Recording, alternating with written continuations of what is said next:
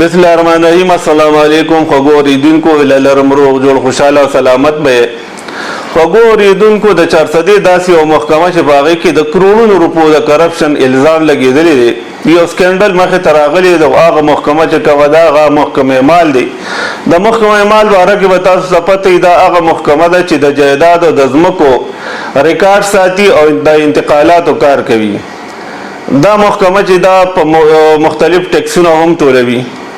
په دې محکمه باندې دا الزام لګېدلی دی چې دوی د 2019 نه 2023 پورې چې کوم انتقالات کړي دي، په د هغه انتقالاتو کې چې کوم ټیکس دی، د انتقال کوم فیس دی، هغه نه دی جمع شوی او انتقال شوی دی. دا یو ډېر سنګین الزام دی چې په دغه د محکمه مال په دې اهلکارو باندې چې هغې کې پټواریان، تحصیلداران وغیره وغیره چې څومره خلک دي، په هغې باندې دا لګېدلی دی. محکمه انټي کرپشن چارسدې د دې خبرې نوټس اخیستی او هغې په دې کې تحقیقات شروع کړي دي. او محکمه انټي کرپشن دا وایي چې د 2019 نه 2023 پورې چې څومره انتقالات شوي دي، هغه انتقالاتو کې د ټولو نه لوی غبن په تحصیل تنګي کې شوی دی چې هلته 80% چې څومره انتقالات شوي دي، په هغې کې دا کار شوی دی چې د انتقال فیس هم په بینک کې نه دی جمع شوی. او دغه شان قومي خزانې ته په کروڑونو روپو نقصان رسېدلی دی. د دې په حوالې سره دا خبره کوي چې په تحصیل چارسده کې 10% داسې انتقالات دي چې د هغې فیس چې کوم دی په بینک کې نه دی جمع شوی، یعنی پټواریانو هغه فیس اخیستی دی خو بینک کې نه دی جمع کړی. دغه شان د شب قدر حوالې سره وایي چې 4% انتقالات داسې دي چې د هغې فیس نه دی جمع شوی. نو دا یو ډېر لوی غبن دی او په دې کې نقصان چې کم دی هغه صرف دا نه دی چې حکومت ته شوی دی، د چا چې انتقال دی هغه خو خپل فیس پټواري له ورکړو. پټواري د خپله خرچه مالي دی باندې تاسو پوهیږئ چې هغه وایي دا سرکاري فیس دی او څه زما خرچه ده. هغه پټواري او سرکاري فیس چې کم دی هغه هم په جیب کې اچولی دی، هغه خرچې هغه هم چې څومره رقم دی هغه هم په جیب کې اچولی دی، په بینک کې سم نه جمع شوی. دغه شان چې کوم دی انتقالات شوي دي، نو دا یو ډېر لوی سکینډل دی.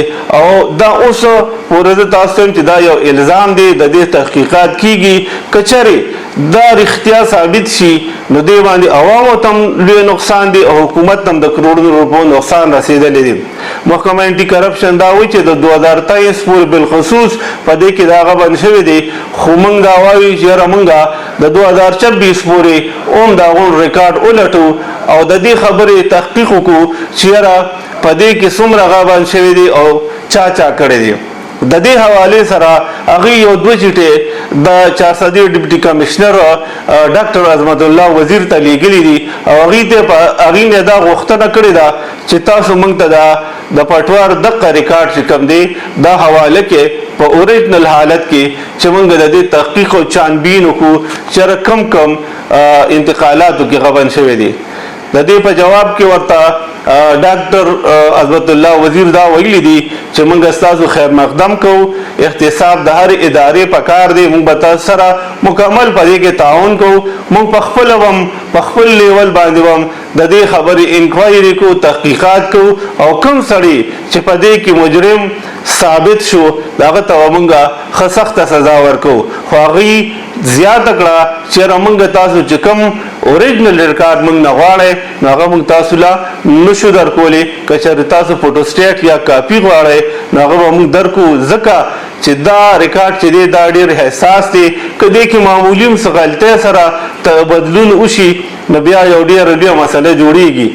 عظمت الله وزیر ورته وویل چې که چېرې تاسو خامخا اوریجنل ریکارډ ګورئ نو هغه موږ تاسو ته ښولی شو.